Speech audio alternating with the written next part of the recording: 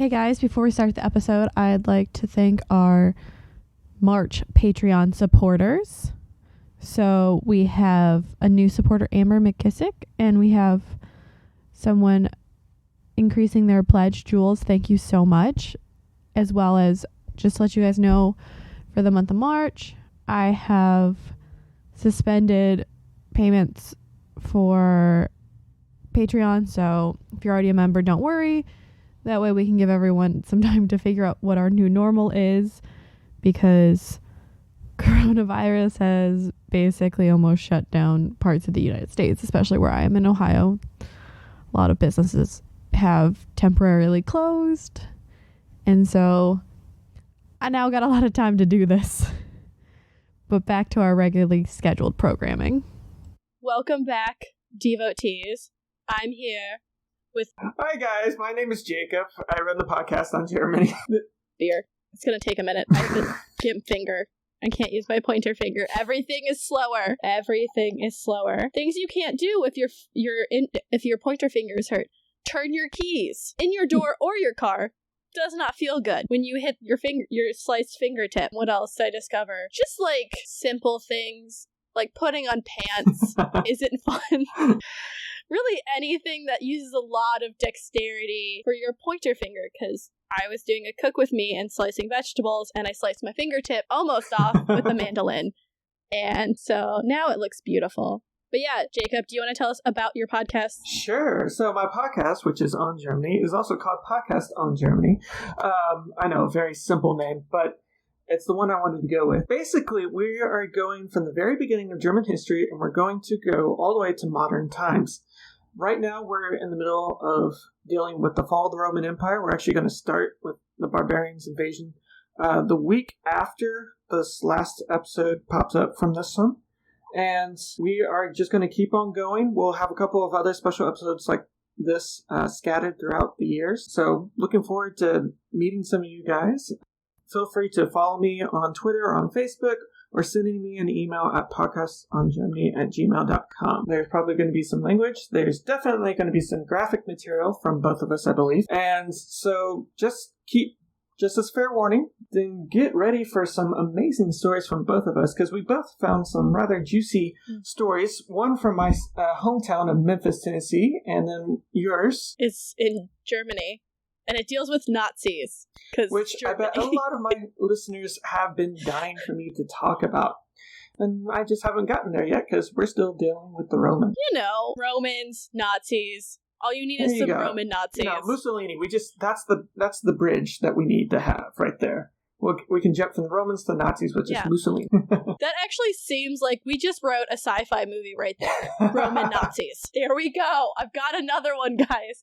Sci-fi, please call me. Or I have so many good ideas. You know, they'll probably support it too. We just got to throw in some aliens. That's how they get there. It's like got it.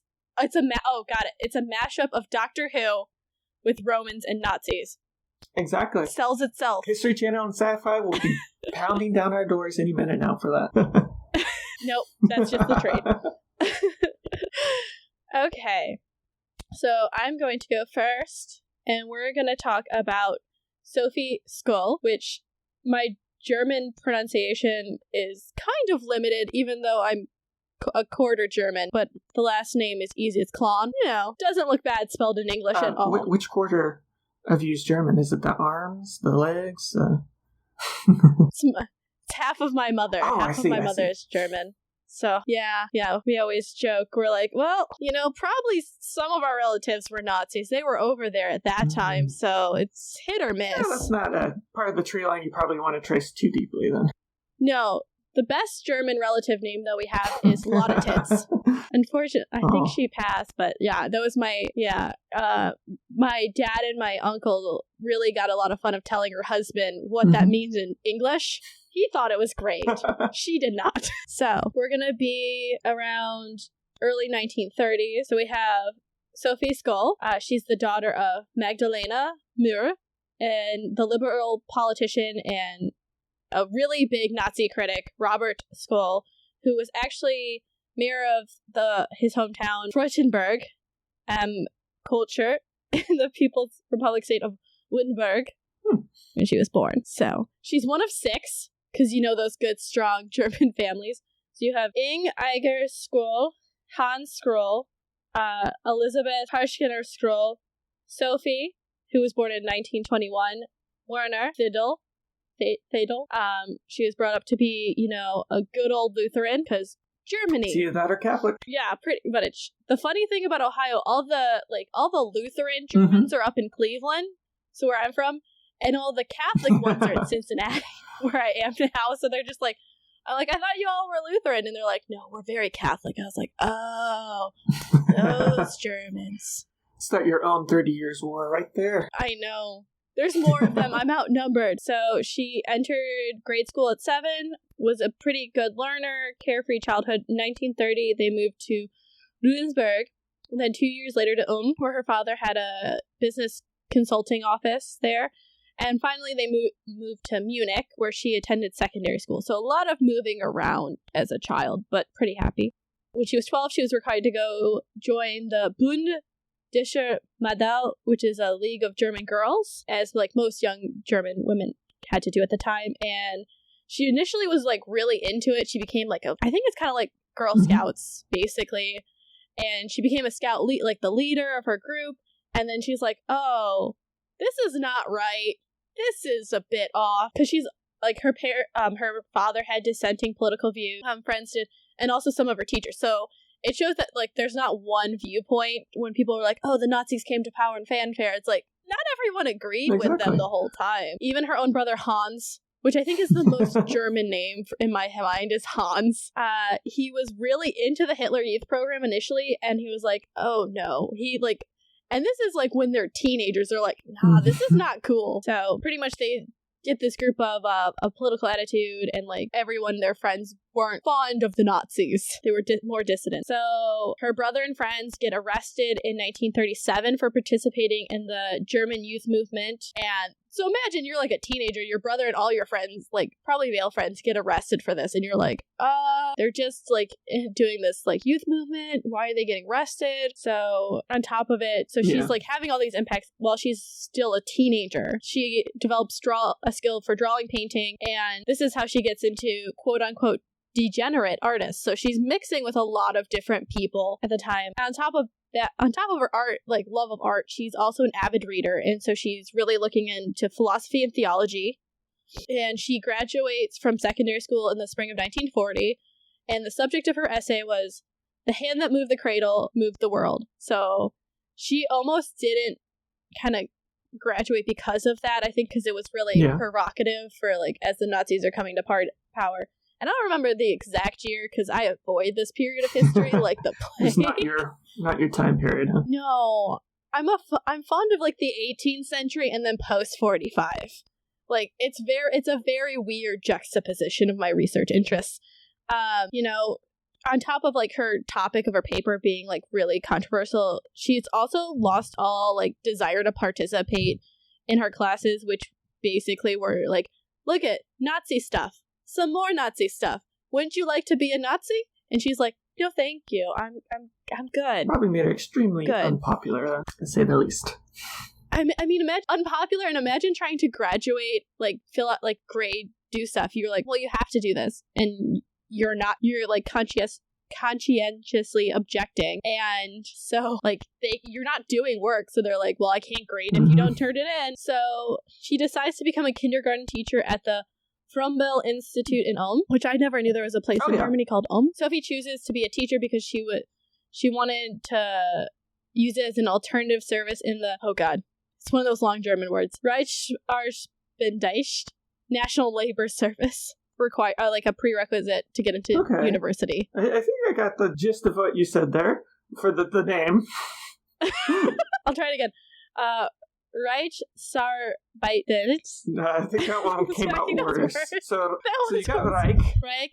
There's like a Sarbeitsdienst. I've never taken a German class at all. Can you tell? It's beautiful German. Your quarter German is clearly showing. It's okay. My French is the worst. So I make my French the worst. Actually, my Asian languages are the worst, but I make the French the worst just for one person to piss her off. So, unfortunately, this did not work So in the spring of 1941, she had to do a 6-month stint in the Auxiliary War Service as a nursing teacher in Limburg. So it's basically military-like regiment, and Sophie is like, oh, this is changing my political views of the situation, and she's beginning to practice passive resistance. So not like, we're gonna go fight you and throw like bombs in the streets and like try to kill you all. Like, I'm gonna try to change minds. So after 6 months in May 1942, she enrolls in the University of Munich as a student of biology and philosophy. That's an interesting combination. Just a little bit. So her brother Hans was studying medicine there, and he's like, hey, these are my friends, and we'll soon meet them in a very full way. This group was known for their political views. Initially, they were drawn together by their shared love of art, music, literature, philosophy, and theology, also as well as hiking in the mountains, skiing, swimming. So, like, the most German activities. As soon as they were, like, hiking in the mountains, I was like, that seems about right. That's pretty much the common thing for southern Germany. It's like, you got some time off, you go skiing or hiking. On top of it, they attend concerts, plays, lectures. While in Munich, Sophie meets a number of artists, writers, philosophers, particularly Karl Munth and Theodor Hacker, who were really important for her development. They basically question how the individual must act under a dictatorship, because at this point they're under a dictatorship. Or they've accepted that they're under a dictatorship. They've been under a dictatorship for the longest of times. They're just now accepting that they are. Yeah. What was it, 38? Or no, it's 38 when they... Yeah, this is not... I know something happens in 38. I think they might invade Poland. No, 39 is when they invade Poland. Something... Okay, 39 is Poland, then sometime in the 30s is when Hitler does come to power. So, during the summer vacation in 42, Sophie has to do war service in a metallurgy plant in Ulm. So, working with that metal. At the same time, her father is in prison for having made a critical remark about an employee about Hitler. So, it's a family affair. They're not fans. If you picture The Sound of Music, where I cannot remember the main guy's name. The Von Trapp family? Where he Captain Von Trapp pulls down the Nazi, flag off their house. I'm sure he would be, friends with her dad. In that way, they'd just be like, no, I'm not cool with this. So Hans, her brother, and really a lot of this is just going to be Sophie and Hans, because they go together. Hans had to spend 2 years in the military, and he was a medic on the Eastern Front, along with his friends Alexander Schmorell, Will Graf, and Jürgen Wittenstein in 1942, and they kind of start forming this White Rose movement, which is really what they're known for. So we have between 40 and 41, Hans begins questioning the policies of the Nazi regime while he was in the Hitler Youth, and his time as a student in Munich, he met 2 Roman Catholic men of letters who redirected his life, basically turned him from studying medicine as he was to pursuing religion, philosophy, and the arts. The more lucrative college careers. So this is when he begins gathering his like-minded friends, like I said, Alexander, Will, Jürgen, and they really determined that passive resistance towards the Nazis through writing and publishing leaflets calling for democracy and social justice would be the best option. So they're not gonna, be like the French resistance who are bombing and assassinating, or, as I saw on the BBC today, the women who would lure the Nazis out to the woods to kill them. Yep. The guys just can't keep it in their pants, so... Yeah, and they determined they're going to call themselves the White Rose. Were you able to find out why they called themselves the White Rose? I was just curious. I think I feel like the white is kind of like the surrender, like the passive color. I don't know why they called themselves the Rose. I really didn't see that. So Alexander was asked to swear oath to Hitler, and he kind of refused, so he's discharged from the army. Wolgraf turned to passive resistance while serving as a medical orderly in Yugoslavia, and then he was assigned to the 2nd Students' Company in Munich, where he met Sophie, Hans, Alexander, Christopher, and Jürgen. And Christopher Probst, he was the only member of the White Rose that was married with children. So, basically the other, 4 or 5, really tried to protect him. Because, it's harder when you have kids at home and they're like, yeah, we really don't want this to happen. It makes him a liability, too. So they have to make sure that he's the most protected of the group, because he's the one who could easily fold. Yeah. So in the summer of 42, all of a sudden, 4 leaflets were written and distributed throughout schools and of central Germany, and pretty much they have letters between Scholl and her boyfriend Fritz Hartenagel. And she they figured out that she didn't really write any of the pamphlets that came out, so she just really was good at distributing them, getting them placed in places. Sophie actually comes into the group later, so originally it's the 5 guys, and she found one of the pamphlets while she was at a university, and she goes looking at it, she's like, oh, my brother helped with this. Probably slightly worried too, like, oh no, this is my brother's work. Yeah. And I think she realized, and so she's like, you know what? She kind of forced her brother into it. Her brother was really like not wanting her involved at all. He's like, Sophie, no. Like, it was dangerous. That's warrants for their deaths. Yeah, but she really was invaluable to the group because, one, she's female, so like the SS officers were less likely to stop her because they're like, oh, she's a woman, it's fine. What is she gonna do? Ma'am, do you need help carrying this bag? Like, that kind of stuff. So they're like, okay, easier. And they're starting to get like reports back of from her boyfriend Hartenagel of German war crimes on the Eastern Front, where he witnessed Soviet POWs being shot in a mass grave and learned about the mass killing of Jews, which, I mean, the shooting of the POWs could be so, like, it's like, which time, you know? We always, in the Americas, we always focus on the Western Front, because, I mean, that's where we fought, but the Eastern Front was 10 times, 100 times far more brutal of a war than we could have ever imagined. The amount of war crimes that the Germans would put on the Russians and the Russians would put on the Germans. It was just, it's overwhelming what they would do to each other over there. Oh yeah, I studied Catan, and that massacre and how many times it went back and forth. The Soviets saying it was the saying it was the Germans saying it was the Soviets, back and forth. It's crazy. So really, as Sophie's corresponding with Hartenagel, they develop this theology of consciousness writing, and it's pretty much what'll come out once we see them get caught, because how would we know about this unless they get caught? Very much, unfortunately. Yeah. So the transcripts between once they do get caught is turned into a 2005 movie. It's called Sophie Scholl, The Final Days. And so, back to the summer of 1942. So the 6 core members, they create 3 more White Rose pamphlets and circulated them. So I have some quotes from the pamphlets, the total, I think, of 6 that they have. But why do you allow these men who are in power to rob you step by step, openly and in secret, of one domain of your rights after another, until one day nothing at all will be left but a mechanized state presided over by criminals? Is your spirit already so crushed by abuse that you forget it is your right, or rather your moral duty, to eliminate the system? So that's one of the more popular ones. And this is the other more popular one. Quote, nothing is so unworthy of a nation as allowing itself to be governed without opposition by a clique that has yielded to base instinct. Western civilization must defend itself against fascism, and offer passive resistance before the nation's last young man has given his blood on some battlefield. And then I also have, so this is from the second pamphlet. Since the conquest of Poland, 300,000 Jews have been murdered, a crime against human dignity. Germans encourage fascist criminals if no cord within them cries out at the sight of such deeds. An end in terror is such preferable to the terror without end. So, like, the writing in these are, like, angry. Like, if you're reading this, you're like, I'm kind of convinced, like, this is not okay. And it shows, like, they knew what was going on earlier than most people claim to say. So the third leaflet demanded, quote, sabotage in armament plants, newspapers, public ceremonies, and of the National Socialist Party.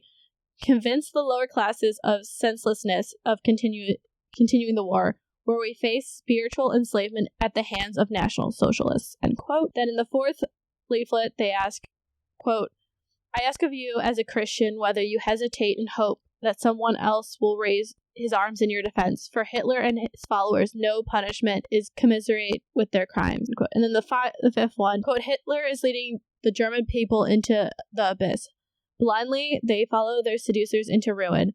Are we to be forever a nation which is hated and rejected by all mankind, end quote. So it's like, those are very thought-provoking and deep pamphlets. Not like the ones we get, like, think if you got a pamphlet now or like a Facebook post now. It's not written like this.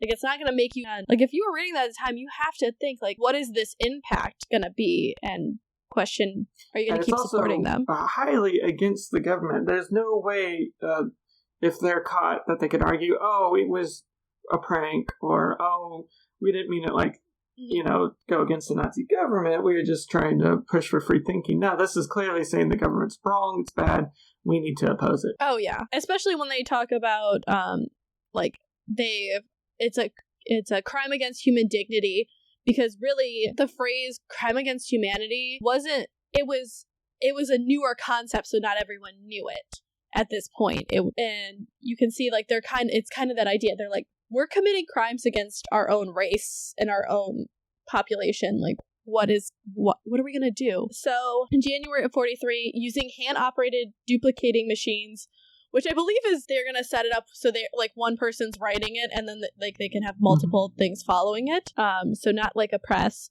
The group is believed to have produced between 6,000 and 9,000 copies of their fifth leaflet titled Appeal to All Germans. And it was distributed via courier to many cities.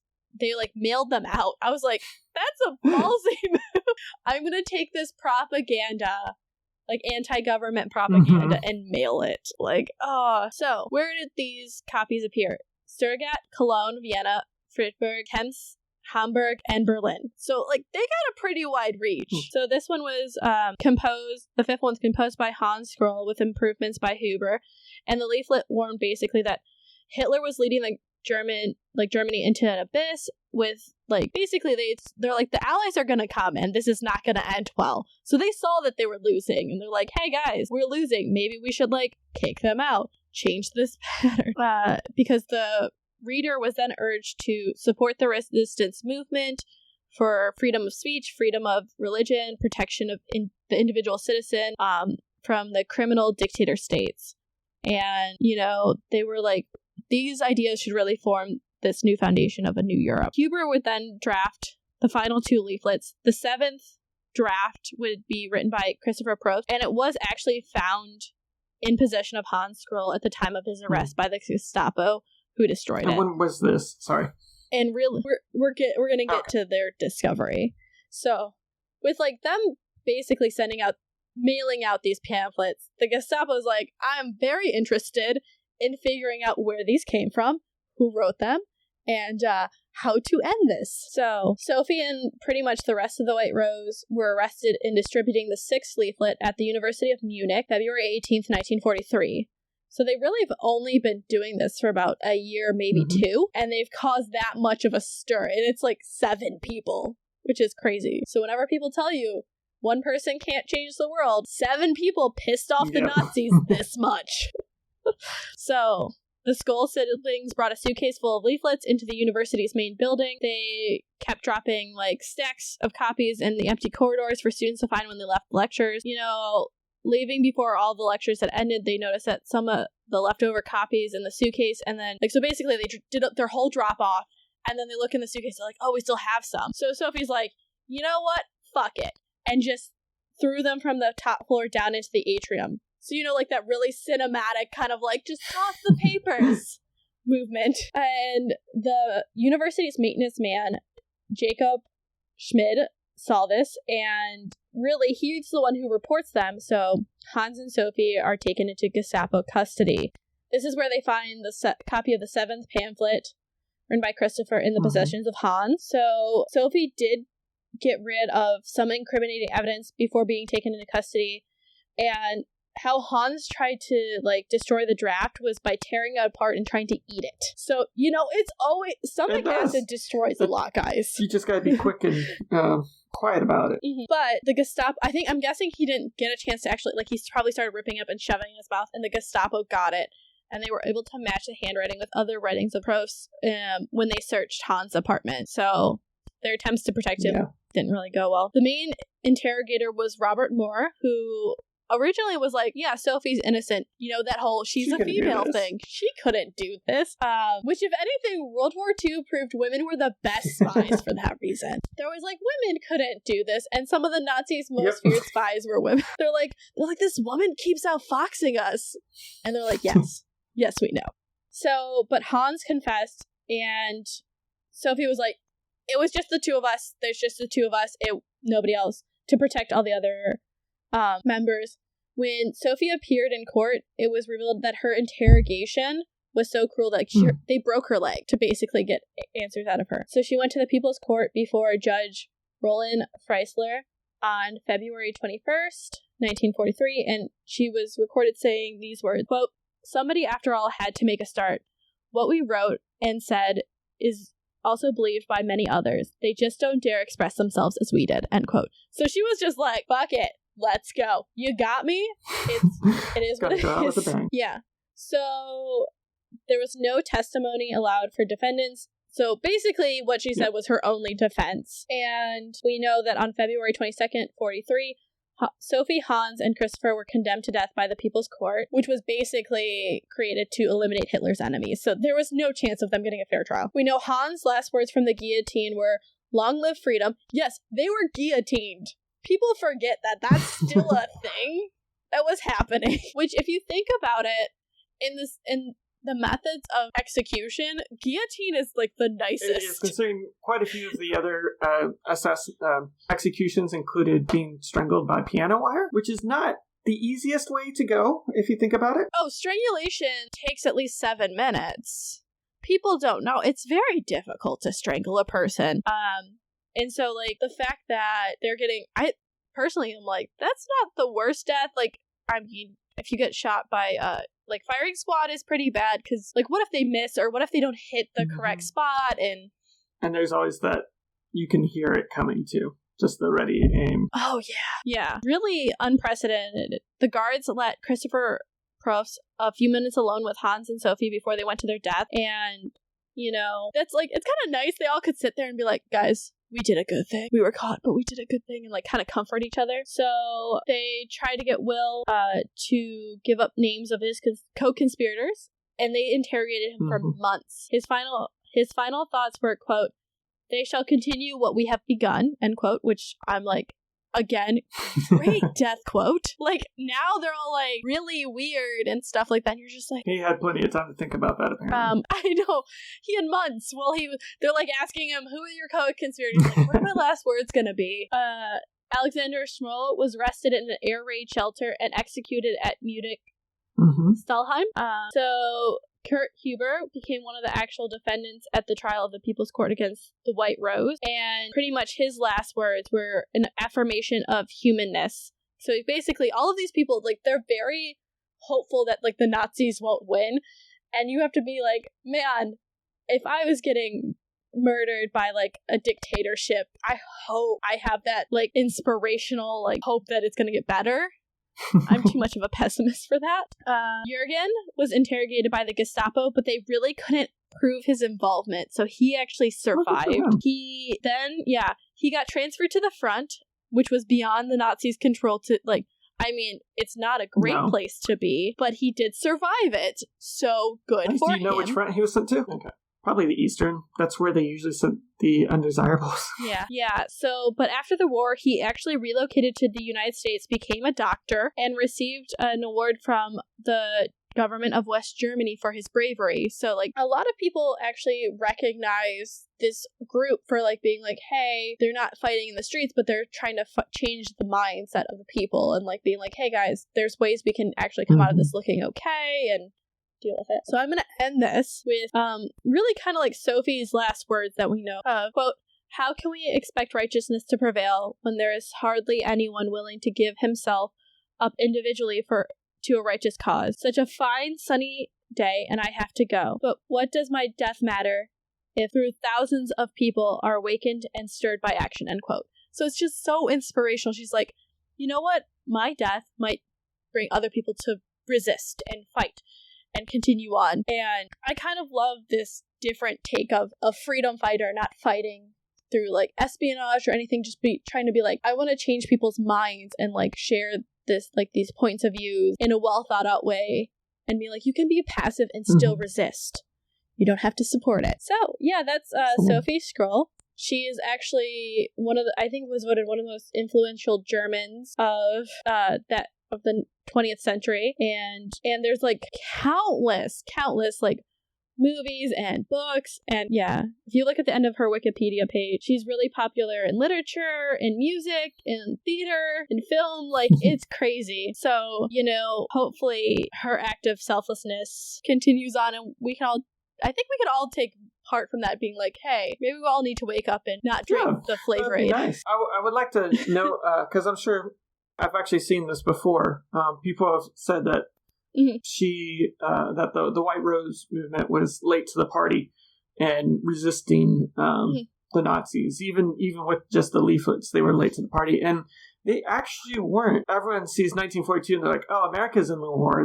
It's too late. Everyone knows the Nazis are going to lose. Well, actually, 1942 is like the best year for Nazi Germany in the wars so far, at least in the Eastern Front. They're about to take Stalingrad from the looks of it. Leningrad's still wrapped up tight. And so things are on the up and up in Germany. And so for them to actually be saying, government's wrong, we're losing this war, things are going to go bad for us, is really, really going against the norm. It's really standing up for your beliefs, even when it doesn't look like your beliefs are right. And so their ability to do so is very amazing, and should be applauded for doing so, rather than just saying, oh, they're late to the party. They should have done that in the very beginning, which, 1933, you said, how old was she when they were doing? I know when she died, she was like 21. Yeah, they're pretty young. There's no way that she and her brother would have been able to actively resist when Hitler comes to power in 1933. Come on, guys. There's just no way. Yeah, because she died at 21. So like, I mean, let's pull up her brother's thing, but it's crazy because probably, okay, so her brother was 24.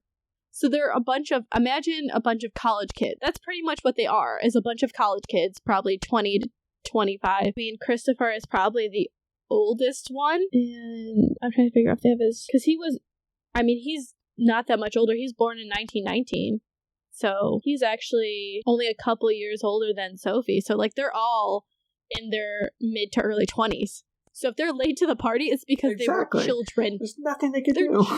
So the fact that they were still trying to do something deep in the hearts of Nazi-controlled Germany during the height of their power, that's good on them. And it's like impressive because if you think about it, they're producing pamphlets with the hand-drawn system. It's so much harder than if they had a printing press. They don't have a printing press. They're just a bunch of college kids. College kids don't have printing presses. Well, I don't know about you. I had one. So yeah. Took up half my apartment, but I had one. Oh yeah, those nice printing presses. But yeah, so I don't know. I like the different types of stories, and I thought that this was yes, it's about Nazis, but it's people who they're like, you know what? They're conscientious objectors. They're trying to change minds. They're not going to be the people out there throwing Molotov cocktails. That have done anyway? But they're going to go out there and start shooting up the streets and throwing Molotov cocktails. Nothing. Right? That would just make them enemies of the people in the state. And instead, I really feel like the fact that they were killed in such a way endeared them to the state. Or not to the state, well, to the people. And so the state, Hitler did not like them. They're not going to lie. Like, I mean, there's proof that, there's busts of her in various places. She was even adopted for a Google Doodle in 2014 on her 93rd birthday. So like, it's really, people do want to remember her because and especially like the White Rose movement, because they tried a different path. And I mean, most of the time you hear about resistance, it's either spies or people like in fighting groups. And this is a very different take. So yeah, we're going to take a little break, and then I'm going to guess this is going to be the episode break, and we'll come back for your episode, Jacob. But yeah, do you want to tell everyone where they can find you and all fun info? I have a website, www.podcastongermany.com. You can also find us on Facebook and Twitter, Podcast on Germany. Easy find. Our shows on iTunes, Spotify, and basically all the other databases. Those are the two I know off the top of my head, but we're on the big ones. feel free to stop by, say hi, tell me about how you found the show, and like, oh man, you had the Georgia Tan episode. It was kind of dark, so so looking forward to hearing from you guys. And Courtney, if you'd like to do this same, let my listeners know how to find you. Bye, guys. Hello, everyone. My name is Jacob, and I run the podcast On Germany, and I am today's guest on the Cult of Domesticity with Courtney. Before you get into this wonderful episode, I just wanted to take a moment to introduce the show and to let you know what the podcast On Germany is all about. So the podcast On Germany is about the history of Germany, from pre-written history all the way to 2000. As of right now, we are in the 300s, dealing with the Goths invading the Roman Empire and kicking the Romans around all over the place. In the last 2 episodes, we've dealt with the Germans being handed dog meat, the Red Banquet, as I like to call it, and a battle in the middle of a willow field. All of which goes terribly, terribly wrong for the Romans and going to end up killing their emperor. But if you want to know more about that, you'll have to go and listen to the show yourself. Okay, that's enough about the show. I don't want to take up any more time from this amazing episode. If you'd like to learn more, please go follow us on Facebook or on Twitter. You can also find us at www.podcastongermany.com. We have a wonderful store full of items that you could buy for yourself or for friends and family. They make great Christmas and birthday gifts. Now, on to the episode.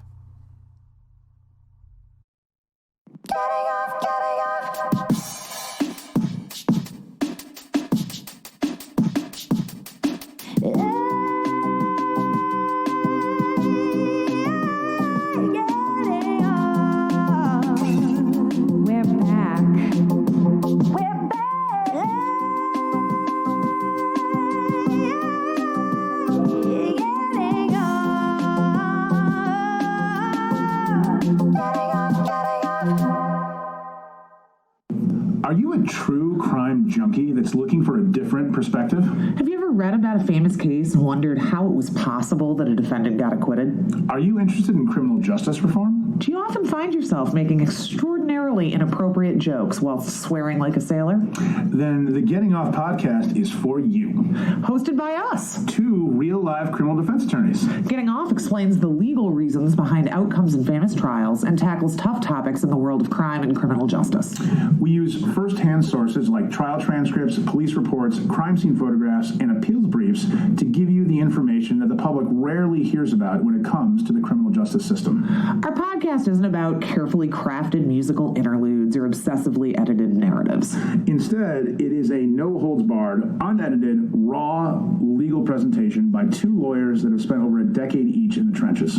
Previously covered cases include Casey Anthony, Michael Peterson, Jody Arias, and more.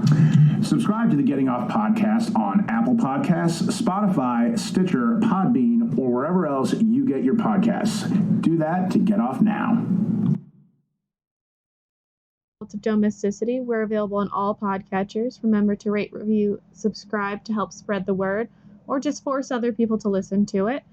Our Facebook and Twitter are at Domestic Podcast, and our Instagram is at the Cult of Domesticity. We also have podcast merch at Threadless. As well, if you want to support us financially or show some appreciation, we have a PayPal tip jar and a Patreon, which has some pretty great perks. Any topic suggestions, feel free to email us at domesticpodcast@gmail.com. Remember to stay domestic and cult-free.